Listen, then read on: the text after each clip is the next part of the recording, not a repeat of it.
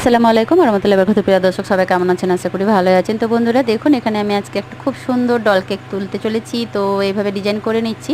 তো বন্ধুরা আজকে আমার কেকের অর্ডার ছিল। তো একটা ভাই আমাকে কেকের অর্ডার দিয়েছিল 1 পাউন্ড। তো তার কেকটা আমার অনেকটাই বড় হয়ে গেছিলো। তো ভাইটা বললো যে আমি ওটা নিব না, আমাকে তুমি 1 পাউন্ড করে দাও। তো যাকগে ওটা কেক আমি সাইডে রেখে দিয়েছিলাম। তো দেখছি যে ওই ভাইটাকে কেকটা দিতে দিতে আরেকটা কাস্টমার চলে এসেছিলো। তো ওই কাস্টমারকে দেখালাম যে দাদা নিলে এই কেকটাই নিতে হবে, নাহলে এখন আমি আর কেক তুলতে পারবো না। তো দাদাটা বললো যে ঠিক আছে আমি এটাই নিয়ে নিব। ওই ভাইটাকেও দেওয়া হলো আর ওই দাদাটাও নিয়ে নিল। তারপরে ফ্রিজ একদম পুরো ফাঁকা ছিল। তো ভাবলাম যে চলো কেকের যে আমি যে বেসগুলো তুলে রেখেছিলাম, তো ওইগুলো দিয়ে আমি এইভাবে ডল কেক একটা করে নিলাম, আরও দু রকমের কেক করে নিলাম।